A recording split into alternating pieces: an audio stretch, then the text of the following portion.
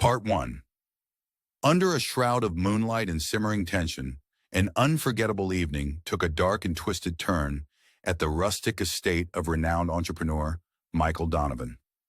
The air was thick with celebratory chatter as guests mingled amid twinkling fairy lights and polished wood accents, unaware that this night would soon be etched in infamy.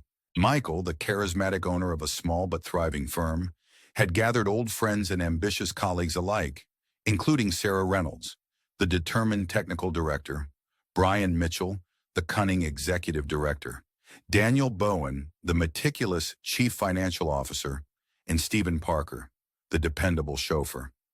Each carried their own secrets, their own grudges, and soon their own potential motives. As the party roared with laughter and clinking glasses, the night's tranquility was shattered by a catastrophe that defied explanation. Michael was found lifeless on the veranda, his body positioned as if struck by a celestial bolt. Initial impressions pointed to an extraordinary yet remote lightning strike, a freak incident amid a raging storm that had momentarily plunged the nearby village into darkness. But this natural explanation rapidly began to crumble under the weight of unforeseen details.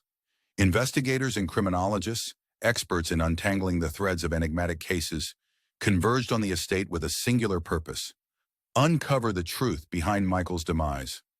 The early forensic reports hinted at a bizarre twist, a deliberate manipulation of electrical currents rather than a random act of nature.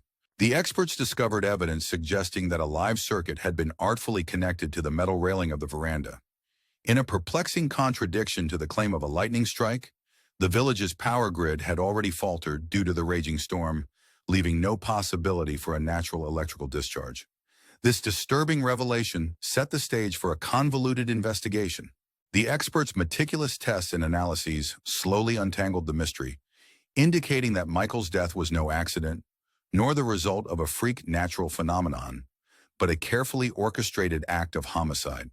With the stage set and suspicions swirling, every guest present at that fateful party became a potential suspect. Each carried a hidden story, a personal vendetta against Michael that might have driven them to commit an unthinkable act. As the investigation deepened, questions multiplied in the minds of the detectives. How could someone have engineered a deadly scenario using the very elements of nature against an unsuspecting host? And what dark secrets lay behind the seemingly harmless veneer of a corporate celebration? The answers lay hidden among the tangled relationships and clandestine dealings of those gathered.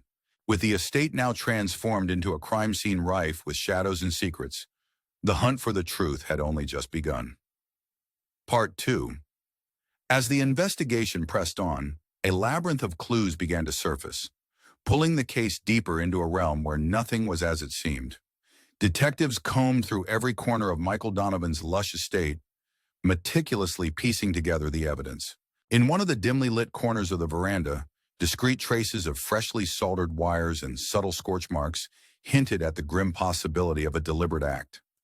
A masterful manipulation of electricity meant to mimic the chaos of nature. Each trace led the investigators closer to the realization that Michael's demise was not the product of an unpredictable storm, but a calculated act of sabotage by someone who knew the estate's intricacies. Suspicion soon shifted among the guests, whose polished exteriors concealed tangled histories of rivalry and resentment. Sarah Reynolds, once seen as Michael's unwavering right hand, appeared unusually defensive when questioned, her careful alibis failing to withstand rigorous forensic scrutiny.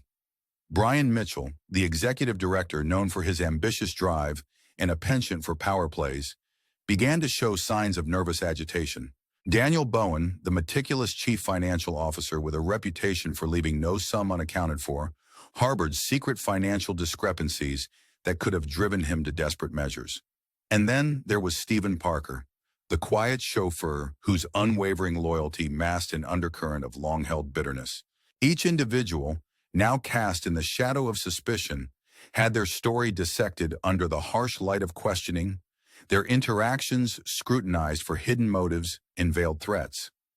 Behind these interpersonal entanglements, forensic teams worked ceaselessly to bridge the gap between the physical evidence and the murky realm of human deceit. The technique used to deliver the fatal electric charge was as ingenious as it was sinister. Experts debated the source of the purported current. If not from an erratic substation or a natural surge, then what? Diligent analysis eventually pointed toward a concealed, portable generator discreetly set up within the confines of the estate, its cables cunningly routed to the metal railing. This discovery sent shockwaves through the investigation, as it not only unveiled a brazen act of premeditation, but also demonstrated an unnerving level of technical foresight. Rumors and whispered speculations began to swirl around the estate like the encroaching night. Every piece of evidence, every half-spoken confession, revealed that Michael had, in his ambition, made more enemies than allies. The meticulously engineered murder was not merely a means to eliminate a target, but a statement riddled with dark irony. It mocked the natural order, exploiting nature's own power in a display of calculated malice. With every minute detail coming to light, the investigators were confronted with a chilling question. Who among the seemingly ordinary party guests possessed not only the motive, but the technical acumen to transform a peaceful evening into a deadly spectacle? As the estate became a crucible where the tension of untold secrets met the precision of modern forensic science, each suspect's history was laid bare.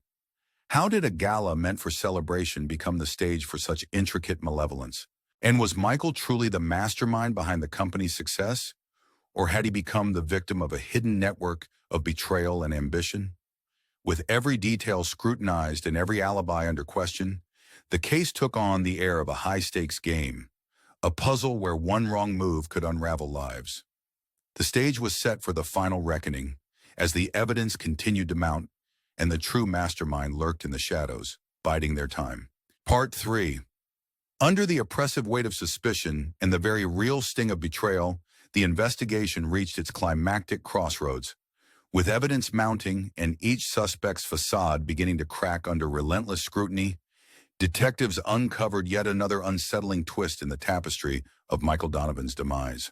The portable generator, once a covert instrument of calculated murder, was traced back to an unexpected source within the estate, a seldom-used storage shed tucked away in the corner of the property.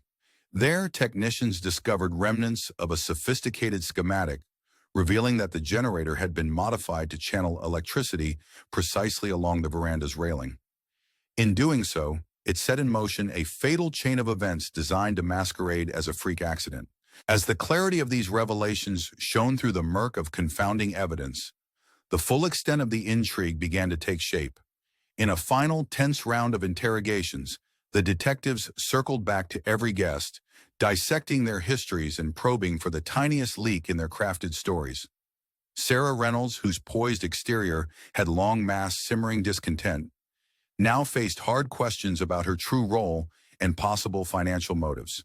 Brian Mitchell, once the embodiment of corporate ambition, seemed to wrestle with the weight of his suppressed envy, his every word betraying mounting inner turmoil. Daniel Bowen and Stephen Parker, too, were forced to confront the shadows of their past decisions that had quietly festered into a lethal resentment against Michael's perceived transgressions.